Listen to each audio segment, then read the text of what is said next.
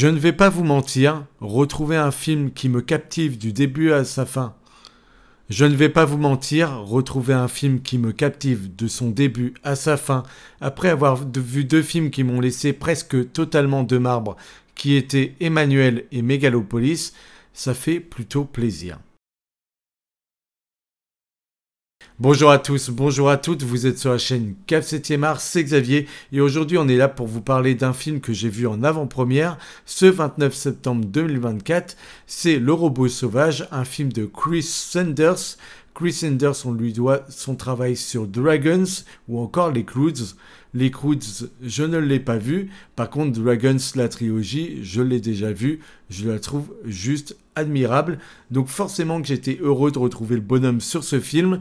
Et j'avoue qu'il ne déçoit pas. Alors, c'est pas pour autant qu'il n'y a pas de défaut, mais il y en a peu. Et la qualité visuelle, déjà, on peut en parler. Depuis le chapeauté, depuis leur revirement au niveau du design de leur film, du visuel de ceux-ci, eh bien, on doit dire qu'ils ont vraiment pris des experts et que leur niveau, leur qualité visuelle est juste exceptionnelle. On voit qu'ils ont été inspirés par ce qui avait été fait avec les Spider-Man Into the Spider-Verse, etc. Ces films que moi j'ai trouvé juste délirants, hein. Mais ici, réellement, on atteint des sommets et quand on nous montre une nature dans sa rigidité, dans tout ce qu'elle a de plus oppressif par moment, eh bien, ils le font extrêmement bien. Et j'avoue que on est autant émerveillé que des fois, on est estomaqué et choqué et dans l'effroi, parce qu'il y a de vrais moments qui peuvent nous faire peur à des moments. J'avais pensé emmener mes neveux voir le film. Il y en a un qui a 8 ans, il y en a un qui a 3 ans, qui a 4 ans maintenant.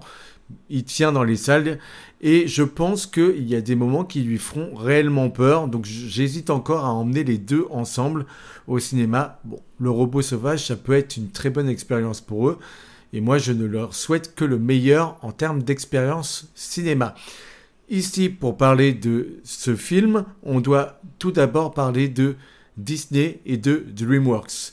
Ces deux-là se sont fait la guerre pendant bien des années, depuis Fourmise. Moi, je sais que j'adorais Fourmise, mais c'était juste une attaque au mille et une pattes. On sait que pendant des années, ça a été le combat, jusqu'à même que Shrek, qui est le gros personnage de DreamWorks, soit là pour défoncer toutes les histoires, tous les contes qui sont amenés dans Disney, puisque Shrek, c'est clairement le personnage qui se moque des contes de fées. On n'a pas un prince charmant, on a un ogre. Toutes les histoires de contes, eh bien, c'est des histoires qu'on ridiculise.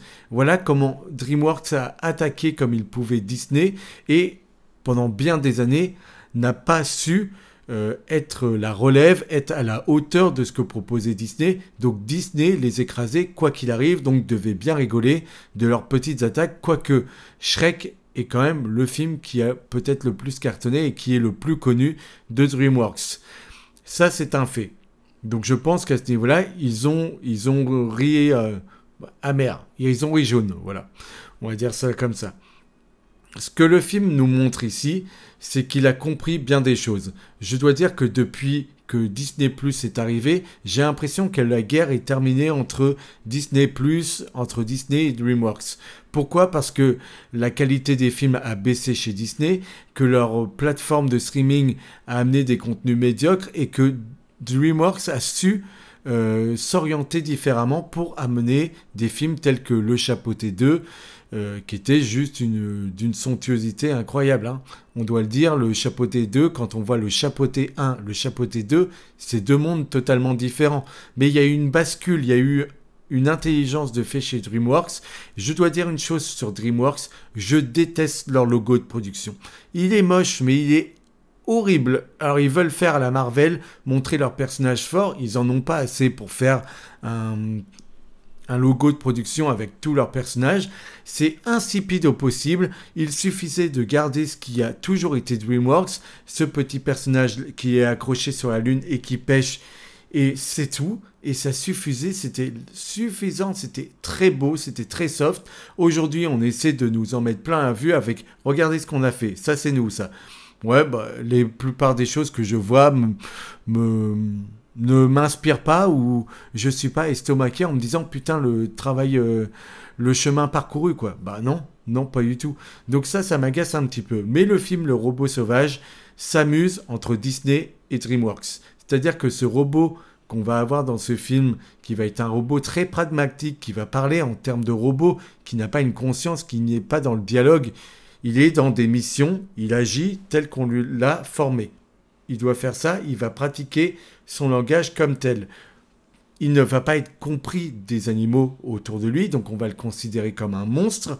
Et ce robot qu'on voit comme un robot qui doit absolument accomplir une mission pour ensuite être noté et avoir une satisfaction client, donc qui attend une exigence et qui attend de divertir et de faire le taf comme on lui a demandé, et avec de la haute qualité, parce qu'on attend de ce robot qu'il soit performant du début à la fin.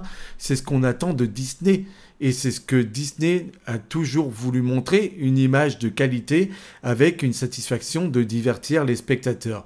À côté de cela, on a des animaux sauvages qui sont pas adaptés au langage de ce robot, à satisfaire qui que ce soit. Et eux, eh bien, ils vivent dans leur monde qui est le leur, avec les codes qui sont les leurs. Donc, eux, il n'y a pas une satisfaction à avoir, c'est vivre, survivre, et la cruauté qui peut y être amenée, mais qui est celle de la nature de tous les jours. Donc, on va nous montrer des animaux sans foi ni loi. C'est ce que serait DreamWorks. Et dans ce film, à un moment donné, les deux vont devoir s'allier pour cohabiter et pour se comprendre. Et c'est là où je crois que le film essaie de nous faire une petite paix entre les deux. Mais je vous assure que c'est clair et net que c'est un petit clin d'œil entre ces deux gros studios qui se sont fait la guerre pendant des années. Le pitch du film, il est simple, les amis. Ce robot sauvage est un robot qui arrive sur une île et il doit déjà s'adapter et il va faire la rencontre d'un œuf. L'œuf va éclore, le petit va prendre le robot pour sa mère et va lui être affectée une mission, celle d'élever cet enfant, donc de savoir lui apprendre à nager, à voler, à survivre seul pour que ensuite le robot puisse repartir vers d'autres contrées, vers d'autres missions. Voilà le pitch de base, mais en fait l'histoire ne s'arrête pas là et elle est pleine de surprises, elle nous emmène bien plus loin et ça c'est quelque chose auquel je ne m'attendais pas. C'est pour ça que je suis content d'avoir été presque caché des bandes annonces. Il y a quelques extraits qui m'ont été parvenus, mais la plupart du temps j'ai réussi à ne pas voir ce qui allait être amené par la suite. Et là je suis très content du visionnage parce que du coup j'ai passé un excellent moment devant ce film qui est d'une qualité juste sans nom. Ce film est d'une beauté visuelle, je vous l'ai dit, mais remarquable. Alors ce qui est rigolo, c'est donc cette nature froide avec cette nature qui nous en met plein la vue à bien des moments, hein, avec ces animaux, donc ce côté primitif, et à côté ce robot qui lui a des artifices de tous côtés, donc qui peut avoir des écrans 3D, des lumières qui jaillissent, etc. Et donc mettre dans cette nature profonde un robot qui lui est l'exemple de la technologie pure de tout ce qui a pu être inventé par l'homme et qui dénote avec cette nature justement, c'est très bien trouvé. Parce qu'à bien des moments, du coup, ça nous met dans un monde qui est... on comprend pourquoi ces animaux sont autant en panique devant cet être et pourquoi il s'en méfie. Bien évidemment, il n'a aucun code qui sont les leurs. Aucun. Donc le robot qui lui voit tout de manière pragmatique, de manière à ce que ses missions doivent être remplies et qui ne voit pas le mal, eux le voient partout parce que eux, il s'agit de survivre. Et à bien des moments, on va nous le montrer. Ces animaux qui sont sans foi ni loi, qui doivent s'adapter au froid, à la chaleur, aux animaux autour d'eux. Et je dois dire que les deux personnages qui m'ont le plus plu en personnages secondaires, mais presque qui pourraient éclipser aussi le robot, parce que j'adore les personnages secondaires, ce sont les personnages du renard, qui est juste extraordinaire, ce personnage, et il y a le personnage, le mentor en noix sauvage. Ce personnage-là, plein de sagesse, nous amène à... bah en fait il est là pour nous expliquer tout simplement ce qu'on est censé comprendre à bien des moments dans le film. Mais comme le film a envie quand même qu'on n'ait pas à le rechercher, à des moments, voilà, il nous donne les réponses de ce qu'on devrait comprendre. Chose que je n'aime pas beaucoup, mais pour un film d'animation, un film destiné aux enfants, c'est bien de leur montrer les réactions en chaîne. Tu fais ça, cette action aura cette réaction. Ce message-là parviendra à cette personne si blablabla. Voilà. Bon, tout ça c'est très bien amené, c'est très beau, mais j'ai envie de vous dire que le film va très vite, voire même trop vite. Et vous savez, je n'aime pas les films qui vont vite. J'aime bien prendre mon temps, j'aime bien pouvoir savourer un décor, savourer un personnage, savourer une émotion, savourer un moment sans que tout de suite on passe à autre chose et que ça aille très vite. Là, je trouve que ça va beaucoup, beaucoup trop vite. Quand il découvre l'œuf, chaque fois que on pourrait avoir un moment qui s'attendrait, qui resterait quelques secondes de plus, il faut tout de suite qu'on passe à une petite scène pour nous remettre dans quelque chose de différent. Et du coup, l'émotion ne parvient pas jusqu'à moi, ou alors je n'ai pas le temps de savourer ce qu'il veut me raconter, que je suis déjà obligé de passer à autre chose, ce qui ne me plaît pas souvent. Mais je dois dire que même s'il le fait, il est plutôt habile, et même s'il est effréné, il est plutôt correct. On n'est pas sur un film comme le film dont je vais vous montrer l'affiche ici, qui était un film qui là était jusqu'à vomitif, j'ai envie de vous dire, parce que là, ça allait beaucoup, beaucoup, beaucoup trop vite, et même si le message de fin est sublime, même si mes amis, eux, ont été captivés, puisque la fin donne toute l'essence à ce film, moi, je n'ai pas été conquis. Je n'ai pas été conquis parce que pendant plus d'une heure, je me demandais ce que je regardais à l'écran et ça allait trop vite pour moi. Ici, c'est pas encore le cas. On a bien des jolis moments. On a beaucoup de thèmes qui nous sont amenés. C'est l'apprentissage, l'amour paternel. On a la fatalité aussi qui nous est amenée dans le film. On a des tas de sujets qui sont qui sont très forts. La confiance en soi, voilà, on a ce robot qui est lâché dans une nature qu'il ne comprend pas, qui doit s'adapter avec ses propres codes et qui va finalement réussir à s'adapter en changeant sa matrice, en voyant le monde différemment, chose pour laquelle il n'est normalement pas programmé, mais il le fera, il s'adaptera, parce qu'il n'aura pas le choix face à la mission qui lui sera confiée. Et j'ai beaucoup aimé, il y a beaucoup de moments de silence qui sont très beaux. Par exemple, moi, il y a 2 ou 3 moments où j'ai failli chialer, et j'ai résisté parce que je suis un bonhomme, ça vous le noterez. Il y a un moment où il y a un envol, il y a un moment où le film passe un cap.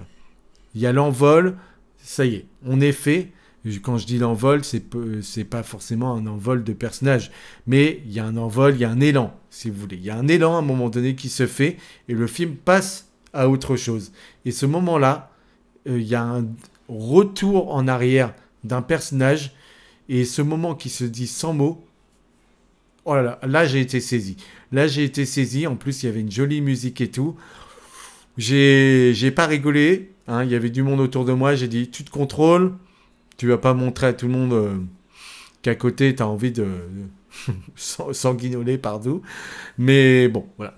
Ça c'était très beau, le final est exceptionnel et il y a un joli moment entre les deux où là aussi l'émotion m'est venue. Mais j'ai trouvé très habile le personnage du renard, je l'ai trouvé très joli, très doux et il y a quand même à bien des moments amers. C'est pas juste une histoire douce avec des personnages, tout ne se déroule pas comme dans un film Disney. Tout n'est pas tendre. Non, on a des moments de cruauté, on a des moments durs, on a des moments où vraiment on vit des choses extrêmes. Et donc le film joue entre ces moments de dureté, d'amerté, et puis, je ne sais pas si on dit amerté, excusez-moi, on va l'accepter pour le moment, de ces moments amers, et puis des moments de joie et de bonheur absolu.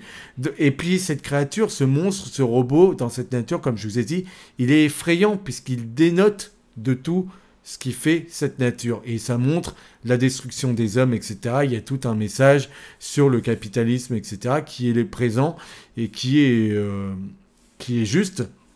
Et par la suite, quand le film prend un nouveau cap, on a des nouveaux thèmes, on croit que l'histoire va nous emmener dans une direction, et puis finalement elle dérive, elle va ailleurs, et pour notre plus grand bonheur, elle sait toujours revenir sur ses pieds pour être là. C'est la poésie. On retrouve une poésie. Alors une poésie que je vous ai dit n'est pas toujours belle, des fois elle est dure à entendre. Et c'est peut-être là où moi je trouve que le film réussit le plus de choses, c'est que je trouve que le film est vraiment sublime à tous les niveaux et même dans sa lecture. Et je trouve ici que même avec les combats qu'on a à la fin, etc., qui peuvent paraître trop, pas pour moi, mais je voyais des gens soupirer, donc c'est que quand même ils en avaient marre. Moi j'ai trouvé que le film est ce qu'il apportait en dynamisme, en lecture, etc., j'aimais bien, jusqu'au final qui est, lui, évident, mais qui est touchant et qu'on attend. Donc, j'ai envie de vous dire que ce film de DreamWorks, c'est toujours la quintessence de ce qu'ils sont en train de faire en ce moment. Depuis le chapeauté, ils sont vraiment en train de se diriger vers le meilleur. Et j'ai hâte de voir ce qu'ils nous fourniront par la suite. Peut-être que ce film aura une suite. Honnêtement, je ne le vois pas avoir une suite et je ne le souhaite pas. C'est aussi ça. Je pense que ce film se définit parfaitement et je pense que le renard était un très beau personnage. Moi, il m'a amusé, j'ai adoré son visuel, son côté malin, puisqu'on le dit toujours, un renard est malin. Et là, il utilise ses codes avec un robot qui est innocent et naïf pour le soumettre à ses volontés. Et à bien des moments, il est juste très drôle, jusqu'à devenir un allié, un ami, et puis ensuite ne pas vouloir se défaire de ce personnage. Mais voilà, on nous montre aussi de ce robot qui, une fois il a fait ce qu'il avait à faire, on l'emmène à la casse, et puis on le change, et puis voilà, il n'y a pas d'affect. Il n'y a pas d'affect. L'homme est montré comme quelqu'un de froid et dur, là où, même si la nature et les animaux sont durs, ils régissent à quelque chose de simple. C'est la survie. Là où les humains sont cupides et où il y a bien d'autres choses qu'on peut leur reprocher. Mais c'est un très beau film d'animation. Et ce final, les amis, il est très beau parce qu'il est doux, amer. Il nous montre les émotions pures, le sentiment d'amour pur, avec quelque chose qui est la restriction. Un personnage doit se sacrifier pour le bien des autres. Et en cela, vivre une vie qui n'est pas celle qu'il a souhaitée.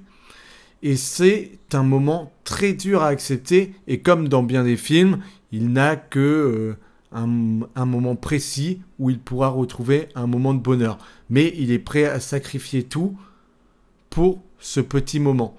Et voilà, c'est les rêves qu'on brise, c'est dans le monde dans lequel on vit où les gens doivent rentrer dans des cases et puis ne pas en sortir. Et puis il y a ceux qui arrivent à trouver une petite porte de sortie et arrivent à vivre ce qu'ils veulent réellement vivre. Et puis il y a ceux qui vont rentrer dans le moule et qui vont regarder le bonheur et puis leurs rêves de leur fenêtre et puis se dire ici seulement. Et voilà, c'est comme ça que le film se termine. Et j'ai envie de vous dire que ça m'a retourné parce que ce si seulement, moi je ne pourrais jamais vivre ma vie en si seulement et en rentrant dans des cases. Moi je les emmerde, les cases, et ma vie ne sera jamais ça. Donc la porte de sortie, c'est la seule vie que je mènerai, quitte à me planter. Mais moi, ma vie, c'est le cinéma et ce ne sera jamais rien d'autre que le cinéma. Merci d'avoir été au bout de la vidéo. Vous pouvez donc vous abonner, liker, partager, commenter, me faire part de vos retours. Si vous avez vu le film en avant-première, exprimez-vous, allez-y, dites-moi que j'ai tort sur tout ce que j'ai dit. Je ne pense pas, je pense qu'on sera beaucoup à aimer le film. Et à raison, le film est sublime, le film est à tant de qualité, même si son côté effréné et son côté je ne me pose pas à des moments, fait qu'il y a des intrigues ou sous-intrigues qui paraissent lambda ou comment dire inexploitées. Voilà, elles sont inexploitées. Mais à part ça, c'est du pinaillage face à une telle expérience. Et je vous ai dit, j'ai failli pleurer plusieurs fois. C'est que le film m'a transporté, c'est que le film m'a ému, et c'est que le film a réellement atteint son but. Retrouver l'enfant qui était en moi. Et l'enfant était ravi de ce qu'il a vu. Voilà ce que j'avais à vous dire aujourd'hui. Donc bien évidemment, vous vous abonnez pour me donner de la force. Et puis on se retrouve très vite pour bien d'autres vidéos, pour découvrir bien d'autres films et d'autres séries, bien entendu. Merci à vous.